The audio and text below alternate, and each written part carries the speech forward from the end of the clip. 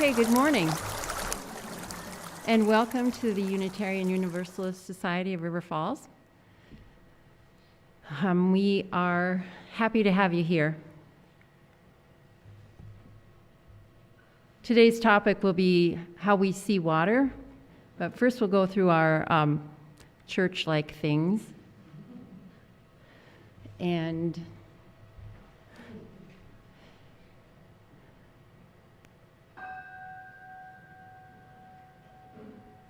thank you.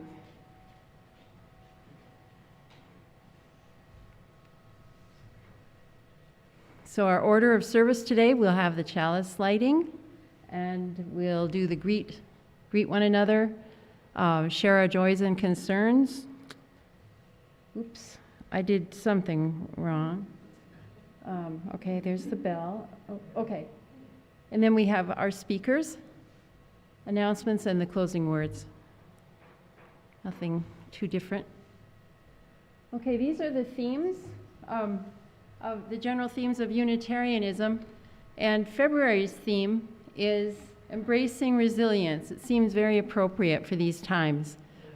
We're all trying to figure things out, trying to be resilient in the face of things that a lot of us have only ever seen in the movies or read about in books, and now you find yourself experiencing them in your own country. It's so strange. I think that's what's so difficult about it, but it is encouraging to see each other and our resilience. Okay. Lily, oh no, Callum, you're the guy. Lily, will you read the...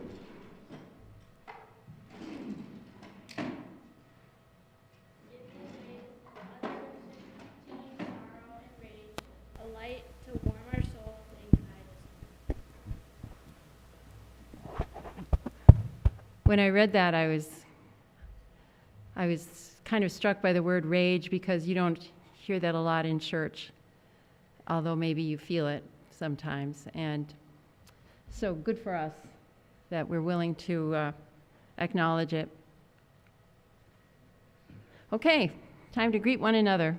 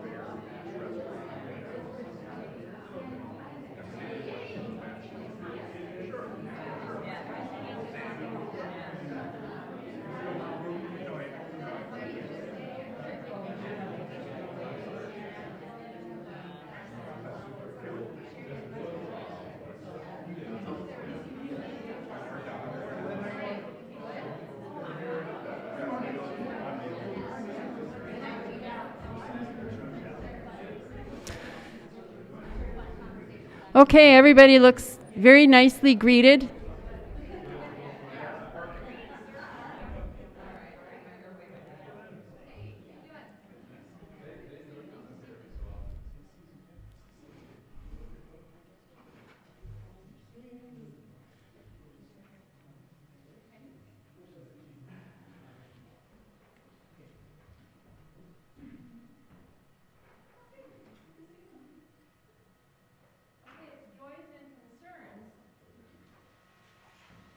And I'm going to start. Our practice is to drop a rock in the water with something you're feeling good or worried about. And a friend of mine in Germany knitted this for me, even put this little leaf for hopefulness on it. I hadn't spoken to her in years, and she got in touch with me to ask me to put a string around my head and send her the... That was the first I heard about these, and so I was delighted to get it. I'm not a stocking hat wearer, but now I am. And I wore it I wore it yesterday over to my friend's house to pick up a dollhouse that she was donating to a family with a 3-year-old girl who has not been outside in weeks. And she saw my hat and she said her aunt wanted to knit one for her, but the shops are running out of red yarn, which, embracing resilience. Everybody's doing what they can. So that makes me feel good.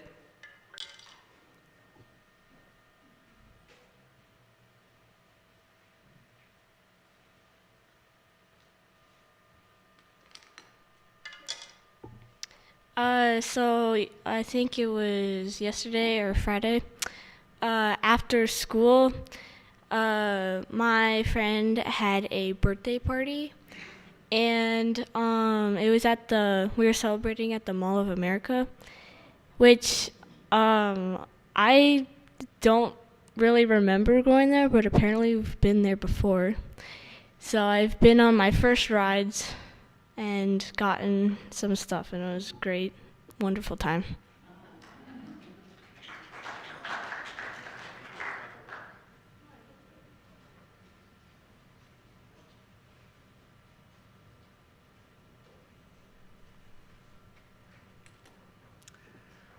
So one thing I don't speak too much about is my veteran experience, and as I've aged gracefully, I've learned that people are interested.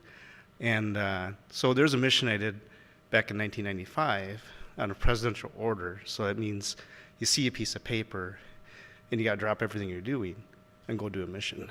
And this mission was called Operation Sea Signal. And it really ties to what's going on right now, and I have a lot of emotion involved with what's happening right now with the Minnesota surge. And what we did as a group is we went down to Guantanamo Bay because of Haiti and Cuban migrants. They were rafting across the water. It's probably going to start happening again because both Cuba and Haiti are in great turmoil right now. But what we did was we treated them with humanity. We went down there as a psychological operations group, but also as Marines, as Navy, and many other group forces. And we had 60,000 migrants in one encampment. And we made sure they got schooled, made sure they had radio and papers, and we did everything we could to make sure their lives were, had depth to them while they were being held. And it's the opposite of what I'm seeing now. And besides that, we worked directly with INS back then, now called ICE, and we made sure that the criminals went back to their countries, and that we only let in actual political asylees that would be persecuted if they went back to their country. So seeing that getting turned over is extremely heartbreaking. We're probably responsible, our group. I was down there 6 months, but the operation went on for a couple of years. Even while I was there, it was thousands or tens of thousands of bringing immigrants, illegal immigrants, documented immigrants in the United States, and seeing possibly them being mistreated during this Minnesota surge is just a little bit disturbing for me. So just wanted to share that. Maybe in the future, I can share the operation I was on. It was a great operation. Yep.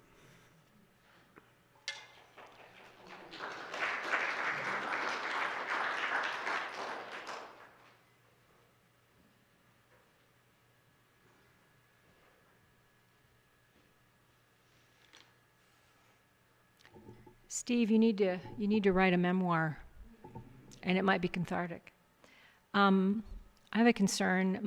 One of my grandchildren on Friday had a seizure, and he's stable right now. He's going to be 14. They think he might have epilepsy, but they aren't going to be able to find out for months and months because where they live, there's no specialists, and the specialists that are available in either Seattle or Portland are booked out a long way. But it was triggered by a virus. Anyway, that's what they think it is. So I'm just grateful that he's in a better position right now. He's no longer dehydrated. He's able to keep stuff down, and that medical help will be on the way. I feel badly that so many people in our nation wouldn't even have access to that kind of care at this time. So, and I'm also grateful of the resilience that we are seeing in our communities as people are coming together and helping each other out, keeping each other safe. Wendy, what is his name? His name is Richard. Richard.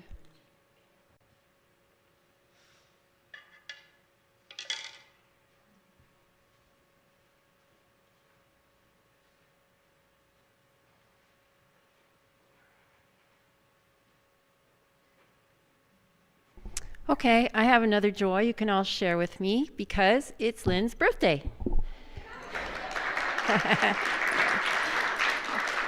And it was Allison's birthday just a couple days before, Friday. So, because I have the microphone, I think we should all sing happy birthday. Okay, happy birthday to you. Happy birthday to you. Happy birthday, Lynn and Allison. Happy birthday to you. Great. Okay, this is the stone for all the unspoken joys and concerns.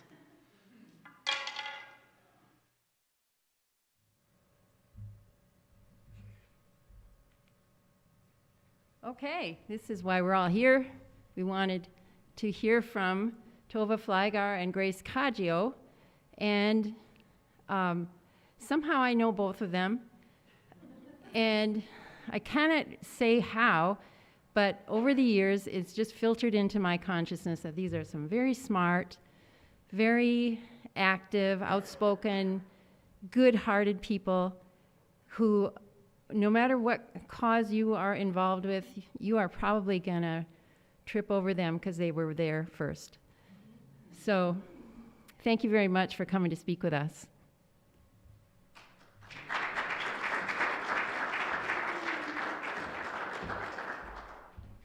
Thank you, Maureen. I say the same about you, absolutely, and so many people here today who I know and I've worked with in so many different ways or just greeted you in passing. So what a wonderful group of people, and we feel very fortunate to be here today.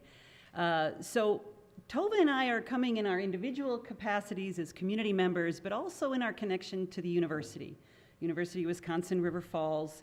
Tovah is the Green Queen, I just learned the other night. Works in she's an ag law professor, teaches, of course, very, very knowledgeable about so many things. But I think in her heart of hearts, it's sustainability and helping our planet. And so she works with Mark Klappich, whom many of you might know, with EarthFest and so on, and Hope for Earth.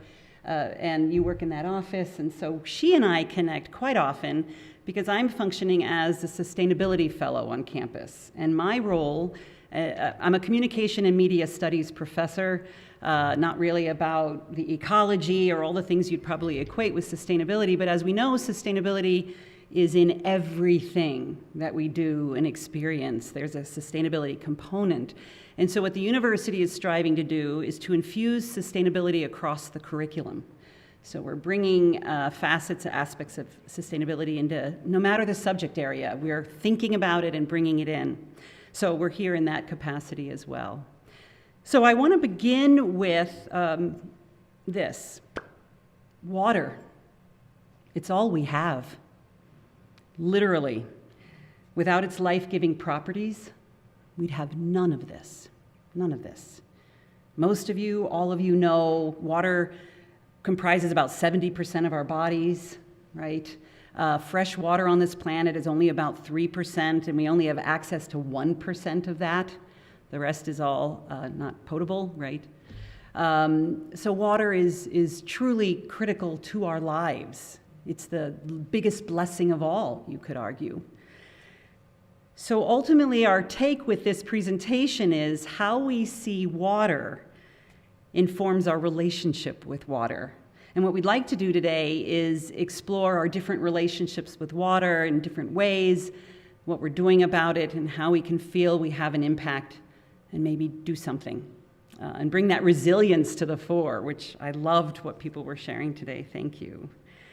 But first, we'd like to acknowledge the Indigenous people of this land, the first people on this land, with a land acknowledgement. And I had asked Anne if you have one here with your church or with the Universalist Unitarian Society. I don't know that you do. And by the way, I welcome feedback and speaking out. We can have a back and forth here. We don't have all the information. The university, a number of years back, decided to create its own land acknowledgement to acknowledge the significance of people and cultures that knew and loved the water and this land long before immigrants, our forefathers, came into the land, before most of our ancestors came into the land. And they brought together a group of, maybe about 5 years ago, was it? A group of academics, historians, tribal nation leaders, people who understood the depth of this area. And so I'm going to, I don't know where the clicker is. Right here. Next slide, please. Oh, there it is. I didn't see that. So I'll read it aloud, and we read this before any official ceremony, before graduation, I think before sporting events, before faculty senate meetings to remind us, so I will read it for us. The University of Wisconsin-River Falls sits on the shared ancestral lands of the Anishinaabe and the Dakota Nations and tribal communities. Acknowledging our university's historical contributions to the disenfranchisement of Indigenous communities, we declare a standing commitment towards campus-wide education, increased awareness of current Indigenous issues, and the development of sustainable partnerships with the Indigenous nations of the area. So we seek opportunities for learning and relationships with all stakeholders surrounding our land and where we are. So now I'm going to turn it over to Tovah. We're going to go back and forth. We'll see how this works. We didn't really practice, with some thoughts and an activity that she has. We're flowing like water. I don't know if you caught that. And I loved how you said we percolated into your consciousness, because we're going to like filter some ideas through. And as we do this next piece, we are hoping for audience participation. So Grace is going to come around with compostable cups. We have some well water, which has been tested this year, 3 parts per million nitrates, so should be all good. But I would like to say just a little bit before we get into our audience participation. Oh, and if you brought your own cup, extra awesome. We didn't plan that. Not a paid, infiltrator, but on the theme, how we see water. We, as indicated by our land acknowledgement, we have different ideas of ownership in this country, and ownership of land and water is a little more fraught than maybe some of our textbooks acknowledge.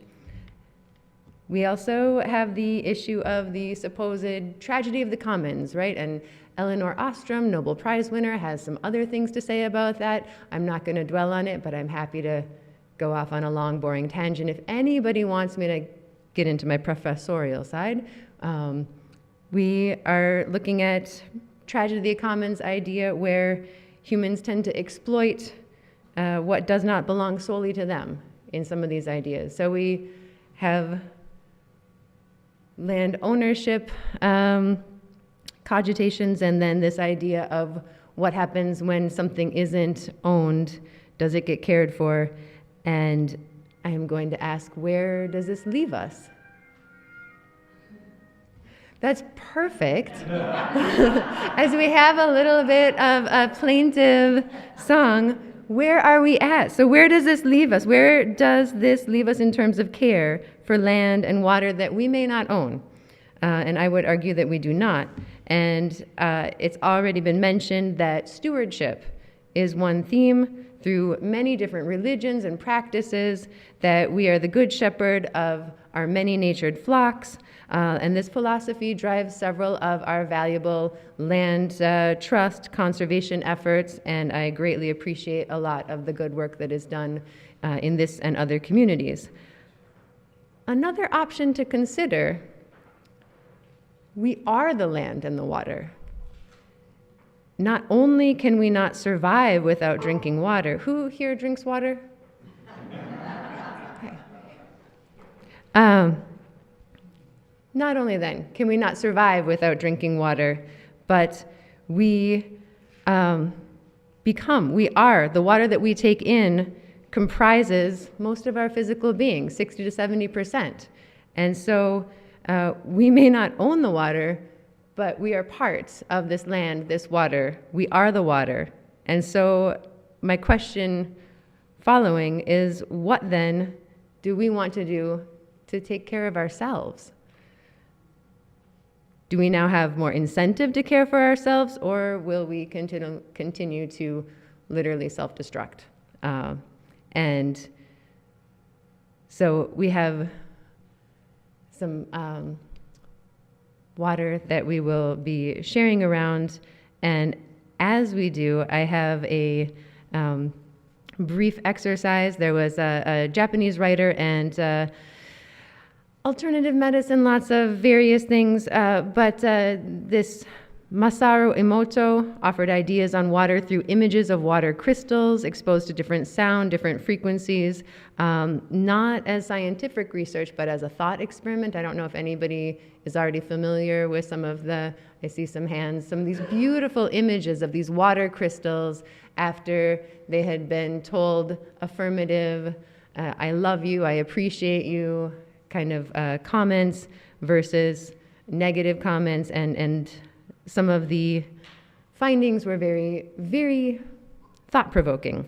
So again, not as a science experiment, but just as a thought exercise.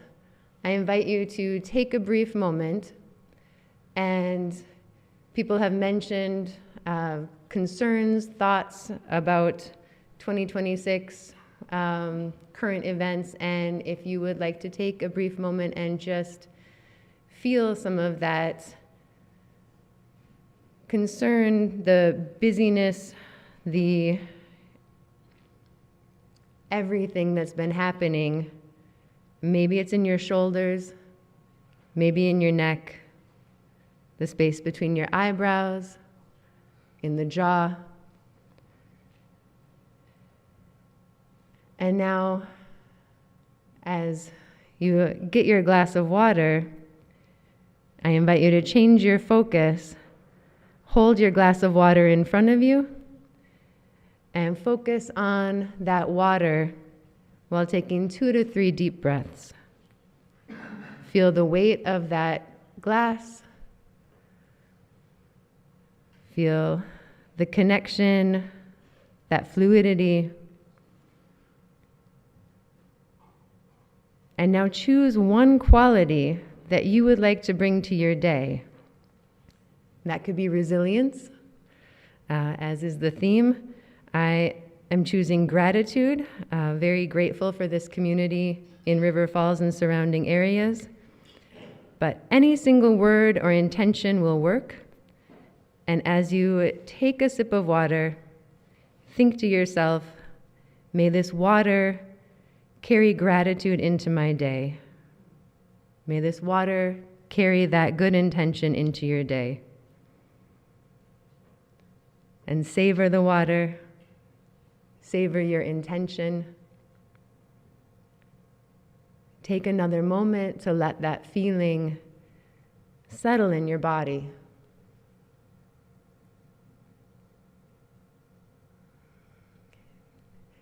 Now, I invite you to observe any change from the start of this exercise to now.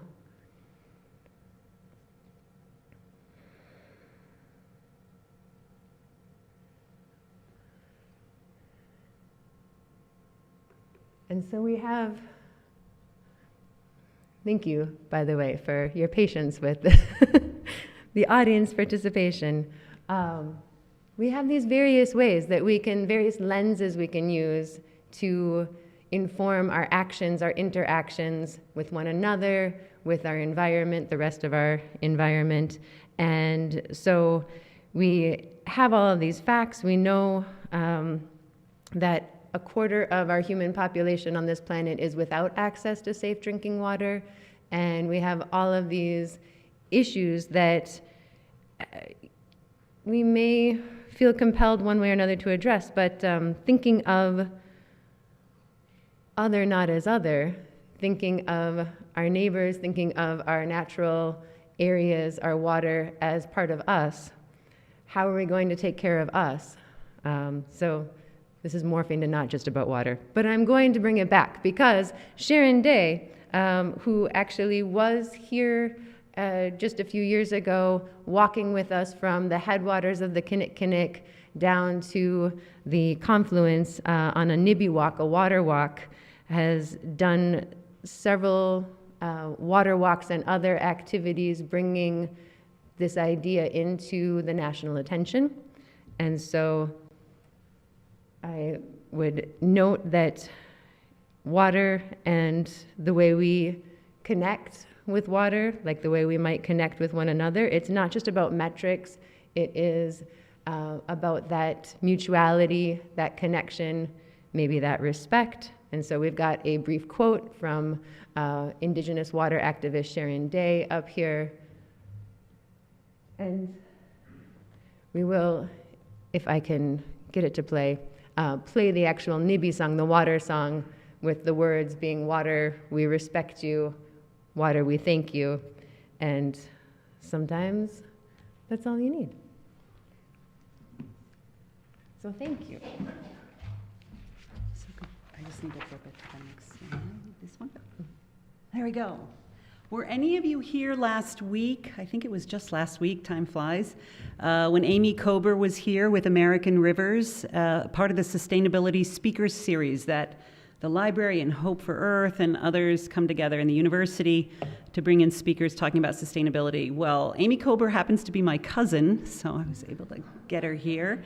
And during her presentation, she works in communications work actually, with American Rivers, a nonprofit working for a future where every river is clean and healthy for people and wildlife, if you aren't familiar with American Rivers.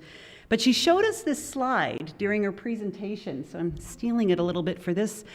And it shows all of the riverways and watersheds across the United States, the contiguous 48 anyway.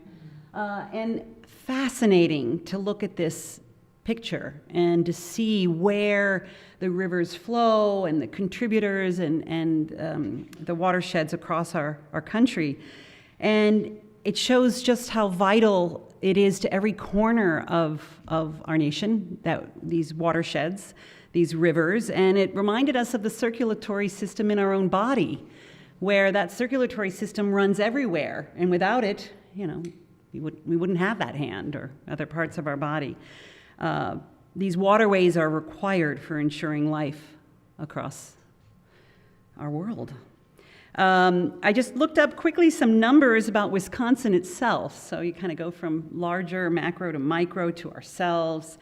We have about 15,000 plus lakes in Wisconsin, 13,500 miles of navigable streams and rivers. This was, I had no idea, 1.2 billion gallons of underground water. I'm not sure what million billion is, but I think it's just a lot. UW-Madison's Wisconsin Water Library. I didn't know that existed either, but in doing research for this, I discovered that. That's where I got that information. So, okay, vital substance in our lives. And sadly, unbelievably, it's under threat from our federal government and others. And so Tovah, being the lawyer, knows all of these things that are happening, and she's going to share. I get far too much credit. That's why I come to these events. No, I was going to just briefly, yeah. I've been up here before, actually. Thank you for having me back again, because I was not very uplifting last time. I was talking about Line 3 and some of the threats to our Midwestern water and different peoples who rely on that, as well as our more than human relatives. So we have some very real and present threats in the Midwest and elsewhere. And since my last presentation talking about my legal observing work around Line 3 in northern Minnesota, there have been additional efforts to raise awareness, including of Line 5 that goes through Wisconsin, affecting the Bad River tribal lands as well as other sensitive areas, and then on through Michigan, where some of these pipelines, if there was a rupture, could very well affect the majority of the Great Lakes system, which is, as Grace was mentioning, the amount of water that holds a lot of our potable fresh water. So we do have some real concerns. We also have some recent events with this current administration and past where was anybody working on any of the 1970s, clean water, clean air, all of these amazing things that were passed at a federal level to protect our environment? I am seeing some I don't have to admit that. You don't have to admit that, but I'm going to thank you. I thank you so much. There were amazing things done in the 1970s to protect our land, protect our water, and of course everything changes. We have to keep on keeping on. Some of those we might have gotten a little too complacent. Some of those federal protections have been eroded over time, and some of them are just being decimated. The Clean Water Act, I would note, has some recent, including the recent Sackett decision, some contraction where a lot of our wetlands, our ephemeral waterways are no longer protected on a federal level. So really what that means is it's even more so up to us. And if anybody's familiar with the water activist Erin Brockovich, she came out with, and there's a great movie. It's Juliet. Thank you. So, Erin Brockovich, the movie titled by this activist name, and great scene where she's offering water to opposing counsel. I highly recommend just looking that scene up if you don't watch the whole film. But looking at the idea that Superman's not coming. It is up to us to save ourselves, and working on a local level, working here where we are. So we did bring some events, some of this awareness already to our university and community around River Falls and surrounding areas. We have a great partner with Michelle at Falls Theater, and we showed a little bit of information around Line 5. We are also currently working, sorry, spoiler alert. We'll have some upcoming events that I will be talking about, but I'm going to send it back to Grace. I wanted to share what's going on at the university. So what are we doing? What are we doing, and what is the university doing? So our current strategic plan was begun in 2023. It goes through June of 2027, when we'll be reevaluating what are our core values, what matters to us, what are we going to focus on. And I remember back in 22, when we were thinking about the new strategic plan, a lot of people were talking about sustainability, but it was being left out. It wasn't, and when we got to the final core values, I went to the provost and said, where is sustainability? We've been talking about it. Oh, well, yeah, kind of missed it. But one of the things I did, I used a Google Forms, or I forget, some kind of online digital form that I sent out, and maybe some of you signed it, actually. You might remember, I sent out a form to get signatures. I know Tom Westerhouse signed it, very much involved with Hope for Earth. I got a whole bunch of community members to sign the importance of sustainability to this community, and that it should be a function at the university. And the provost looked at me and said, oh, yeah, how did we leave that out? Yeah, right. But it was the community coming together and voicing very powerfully that this matters to us, and it should be part of our value system and what we do. So a core value you can see up here, I won't read it, you can read it, but this idea of the strategic plans, we're falcons, soaring to new heights, success, belonging, sustainability, and of course, vitality. Without water, there is no vitality. So you can see that it really does matter to us. And what I wanted to share, and I want that to continue. So if there's any, it might be me, because I will still be the sustainability fellow probably at that time, but Mark Klappich will. I think we might need the community to weigh in to make sure that our university, our state university, is continuing to care about this and be at the front end of this. So we'll need you. I'm putting that out there. So I want to share next just a few things that are happening with our curriculum and with professors and students. It's really wonderful stuff having to do with our water. Has anyone heard of the Freshwater Collaborative of Wisconsin? Some of you have, yes. And our legislature supports it. They give funding to do research across the UW system into water as a resource in our state, and building, because it's our legislature, it's jobs in the future and water-focused jobs. But our faculty are starting really great programs and activities for our students, making use of this initiative to be better stewards of our water and our watershed. So education and research is happening. Dr. Jill Coleman-Wasik, wonderful person, has a summer class that she teaches called Dam Crew, where she's collecting data on water quality with students. They're learning how to do it. Water quality, stream channel morphology, I think how the Kinney is flowing through, if I've got this right, Lake George, because it's still under there, it's still flowing. Sediment sampling, and essentially our students are playing a role in monitoring the changes to the Kinnickinnic River as these two dams and then one busted out, so now you've got changes to the whole system, and our students are part of that. But she's also collaborating with the community, with Trout Unlimited. She's collaborated with Interfluve, if you've heard of that organization. So there are opportunities for the community to engage with the campus on projects like this. Another professor, Dr. Bahare Hassanpour, she has a 2-week project, takes water samples along the river system. So last summer they started at Kelly Creek, South Fork, the Kinney, St. Croix, Mississippi. They got a boat, they went out on the water, and students collected water samples and learned the process for testing water and so on. She informed me, I just spoke to her the other day, that this is totally funded by Freshwater Collaborative. You just have to be a student. Anyone can be a student at the university. You can apply to be a student for free. You don't have to pay, and the course is paid for. So if anyone out there is interested in participating next summer, I think they take about 15 people, 10 to 15, and it's open to all. You can all be students of water at Dr. Hassanpour's class. And then lastly, I don't know much about it, and I think Tovah and others here might know more than I do, but I was like, where are things with the Kinney Dam removal? Where are we in understanding this process?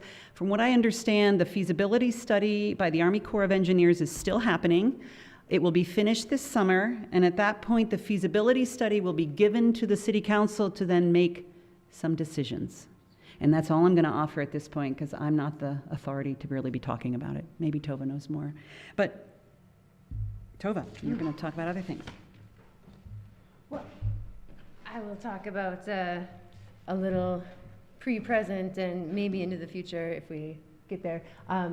We did a lot of work to get to this point where we have the Army Corps of Engineer feasibility study, and so just quick, I will note the departed Judy Foster Babcock and crew with the Kinney Corridor Collaborative brought on and collaborated with the university, and we, including, let's see, I think Kent Johnson and Clark Gary are in some of these photos, mentoring students and bringing them along the Kinney to do macroinvertebrate samples, to do water samples, to check all of the baseline flows before dam removal in order to have that information to help inform the process. And actually a lot of the work that was done by community, by campus, made the process with the Army Corps of Engineer and the DNR a little less expensive, so that's always a good thing, and then a little more feasible to have this feasibility study. So we have some ongoing work, and we have a lot of students that love connecting with community mentors, and some of that has played into student action in City Hall, around, and there are different, I have all the water stuff up here, but there are city planning, community planning classes where they have worked on some of the charrettes and things around some of these events. And I will, I guess, for current, yes, the city is maybe still interested in getting any kind of feedback on the Kinney and what the community wants to see. And so there is on this upcoming Tuesday, the 17th, a Ask the City event at the River Falls City Hall. If you are a River Falls resident or spend enough time in River Falls that you feel like you live there like I do, maybe check it out if you've got time at 6:30 p.m. I think. But feel free to check out the city website there. Back at you. Yeah, when we talk about community involvement and community groups that are protecting our watershed, I can't not talk about grassroots organizing Western Wisconsin. And I know there's a number of people here right now very familiar, and I don't know how often you've heard of this, but there is a project that we're working on called People Protecting Pierce and Surrounding Communities, addressing the issue of factory-level farming, highly intense, lots of animals being fed and housed, concentrated animal feeding operations, essentially, CAFOs, if you haven't heard of that before. And the problem is it affects our groundwater, it affects our watershed. There are definitely a lot of negatives to these large farming practices. And people are saying we don't want that in our community, we don't want our water threatened. So this picture of people here with the sign, that was in Stockholm, which is in Pepin County. They were the first in their county to pass an operations ordinance concerning how factory farms can operate. It was a unanimous vote. I think we've had, this project has had 3 successes so far. So the people power coming together around issues, going to city council meetings to talk about these things that matter to you. If this issue is of concern to you, Ridge Breeze expansion is another one that they've been challenging. There is a February meeting, Saturday the 21st, 1 p.m. in Elmwood. I'm glad to tell you more about it, to continue pushing on this and to continue building power. I will invite anyone who thinks I'm missing a key element of this project that everyone should hear. Would anyone like to speak to that? I gave a very surface level. Did you want to, Prescott, have a... There's a hearing in Eau Claire. There's a hearing in Eau Claire. Okay. I believe it's March 3rd. It's also online. Basically, GROW and the environmental advocacy, Midwest Environmental Advocates out of Madison are challenging the DNR's approval of a permit to expand Ridge Breeze Dairy to 6,500 cattle. In one location, it's a 15-acre barn that'll produce somewhere up 80 million gallons of manure, liquid manure a year. And it's situated on the karst topography above the Mississippi and the Rush. So if you are free on the 3rd, I please encourage you to consider either joining online or Claire, you can contact me for more information. They really need a big turnout to make sure the DNR understands that this is not something that our community approves of. And this was on the 3rd. And we'll of make sure March? that that information goes into the newsletter, if you get that information to Anne. I'm sorry, I heard you say the 3rd. Is that March 3rd? Correct. Yes, okay, so that's something in addition to what's happening on the 21st of February, so. And There's lots of things we can be doing, so that's what you're gonna continue. yeah, I'll just note in the corner there's a little graphic that says individually we are one drop, but if we had it to do the crazy motion, it would say together we make an ocean. So that community power, right? And we are going to talk about a couple more. There was just recently on February 5th another documentary film screening, this time about safe drinking water in Wisconsin. If you missed the film screening at the Falls Theater and you want to look online, Wisconsin Conservation Voters has all of the YouTube videos that were shown, and we got some good reviews, some good conversations with some local officials and folks in the community. And so we are hoping to, again, continue building some awareness. Upcoming the February 24th, we have another event. Oh, and I skipped.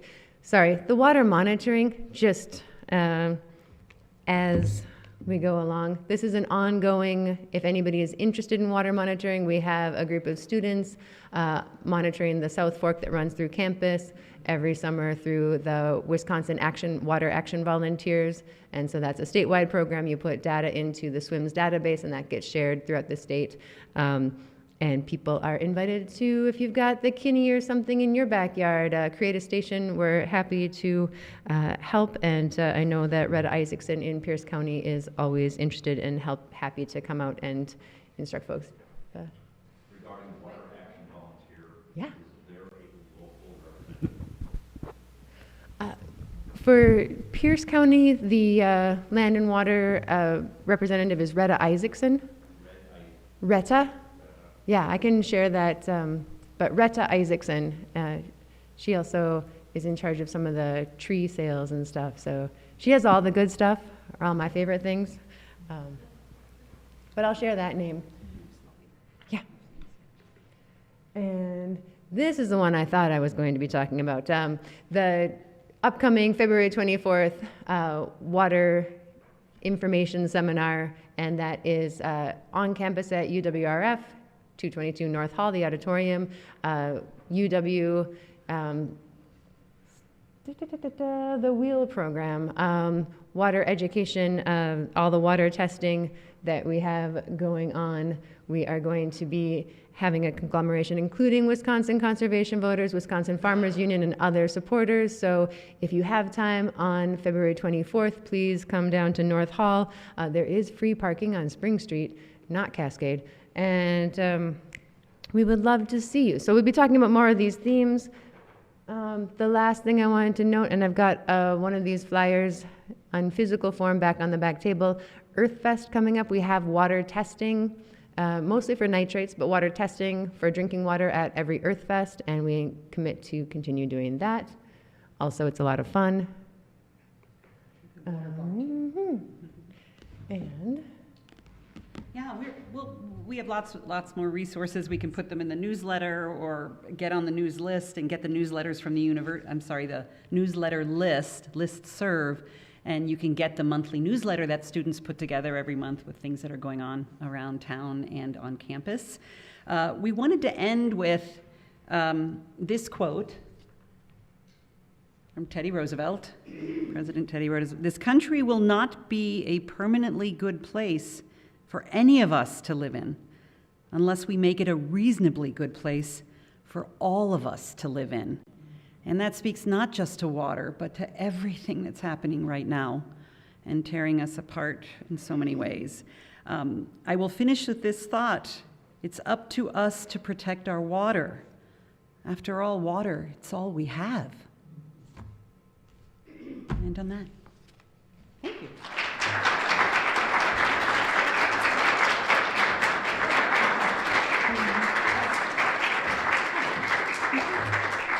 Questions?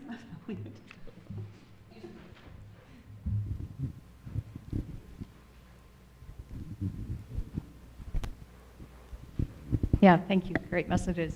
I kind of wish David Trechter was here. You know, I'm just wondering, in a lot of the GROW meetings, do we talk about the economics of farm options? You know, I think we all like the pastoral views. We like seeing open land and trees, and but somebody has a lot of equity in there, and they need to make money. And I think we need to be listening to that. I think we have a lot of good stewards of the land that know how to do one thing, and okay, you've got some good resources. So anyway, I just think that we really have to be aware of that. You know, I mean, I am a strong proponent of everything you're saying, but to understand how people's lives are really affected, how do they keep going? How do they pivot? So, right. I mean, asking yourself, why do CAFOs exist anyway? Why do they exist? Economies of scale. How do we make family farms financially feasible for the long run?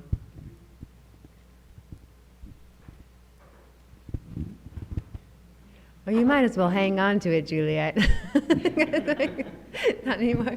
Well, I have a couple things to say to that, and a couple resources right here, and then a bunch more, including I would direct folks again back to the Wisconsin Conservation Voters YouTube videos, and one of them is a family farmer, Sam Bowen, who she's helping and transitioning into taking over her dad's farm, currently farming with him right here in Pierce County, and talks about these larger operations coming in, which are to the point of being industries rather than family farms. So if we look at different aspects of who is actually a farmer, and yes, everybody definitely needs to make a living. I was lifting this up when you said David Trechter, because this is actually one of his books. It is called Agriculture's Ethical Horizon, and does have a series of questions that I think speaks to should we increase agricultural production to feed more people, regardless of the environmental harm that technology causes and that production can cause? Should we, mine water from the deep aquifers to maintain present irrigated farms in dryland areas, even though the production system is not sustainable? And we've got a lot of the systems that we have set up that maybe are not doing the farmers who live on that land any good, because they also drink water. But then also, I think there is a larger question of what are we funding in terms of our federal incentive programs, our different programs that give millions to the billions with a B for different kinds of farming. And there's a FAO piece on this that I can share around that speaks a little bit more eloquently than I'll be able to do now. But looking at what kinds of incentives, what kind of structures that we want to support, because I think there are a lot of farmers who would love to keep on doing the work they love doing and keeping the land they love healthy. And if we can support that instead of supporting some of the practices that are not as successful. The last thing I'm going to say is speaker who was just here with the St. Croix Cures a couple months ago, Chris Jones, is a researcher out of Iowa University system and has, if anybody wants to borrow, I will keep on my little tags and my name in the front, but it's all about Iowa and their land and water situation right now, and a lot of the CAFOs that started out in Iowa may be moving into Minnesota and Wisconsin as they run out of land and water there. So I think we have some things to think about and talk about with that excellent question. So thanks. I'll shut up now. You have good things to say. Anyone else? I just was wondering if the fracking is still going on up in Wisconsin. Could you repeat the question? Sure. So the question was about fracking in Wisconsin, and I am not personally familiar with fracking in Wisconsin. I do know frac sand mining has been an ongoing issue in Wisconsin, and I don't know the status of that, unfortunately, so I don't have a good answer for you. Yeah, there's no oil and gas production in Wisconsin. I think she's referring to the frac sand mining for the sand that's used in the process in other parts of the country. To your point, talking about the systems that we have for farming, yes, that's the problem, is we have monopolies, food supply chain monopolies that make all the money at the expense of the farmers, as well as everybody else. And that's what has to change to stop subsidizing billionaires and start actually paying farmers to do restorative farming practices. And there have been programs that have attempted that in bits and pieces with some success, despite a lack of support. But that is something that needs to be discussed at every level of government. And we need to be calling our state legislators, because one of the things the state can actually do is rescind charters for corporations if they aren't going to follow best practices. So we do have some power in that regard. Yeah. Excellent, and thank you for bringing it back down to state and local levels, because there are several state laws and local ordinances that speak to this, like the operations ordinance. So we do have power. And I would say the Freshwater Collaborative, I mean, our legislature had to approve that, and their focus is economic, not the social justice issues with water. That's not really what the focus, it's economic, and recognizing how vital this resource is to our state and creating the next generation of workers, people who work on water-related things, scientists and beyond.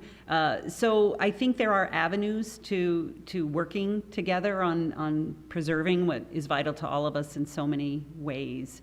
I hate to put this out there, but the next big battle, AI and the use of water for that, the Great Lakes, it's just, but the whole thing is, if the community doesn't come together around this, if the community doesn't speak up, it'll just happen to us.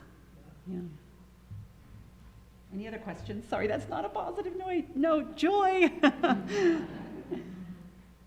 Thank you all for listening to our presentation. Please don't hesitate to reach out.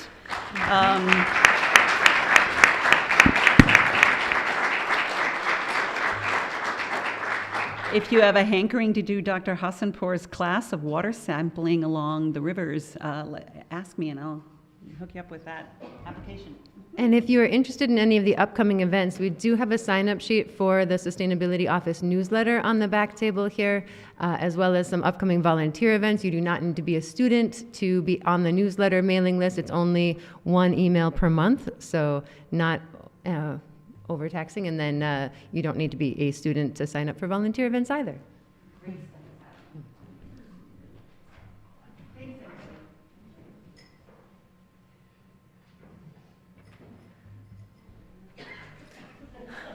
Well, thank you. That was great. Okay.